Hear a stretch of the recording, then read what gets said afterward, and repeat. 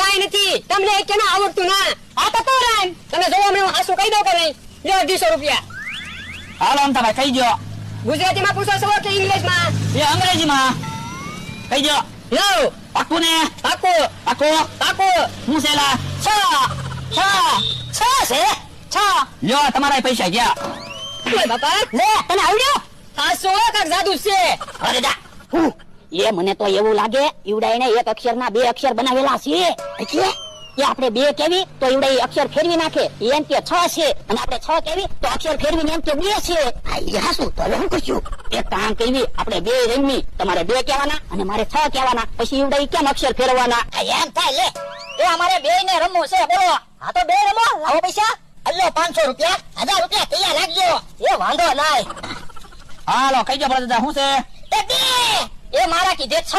પાકું? હા પાકું પાકું. શું છે મારા ભાઈ? રકાબીનો રસ છે. શું છે જમરો કાકા? રકાબીનો ર. શું છે અમથાભાઈ? રકાબીનો ર. શું છે કે કાકા? રકાબીનો ર. તમારા પૈસા ગયા. એ થોડું હાલે 2 છે. હમણે તમે કહેતા હતા 2 છે ને 6 છે. તમે કેમ થોડું હાલે? બધા કે ઈ હાસુ હોય. બરાબર.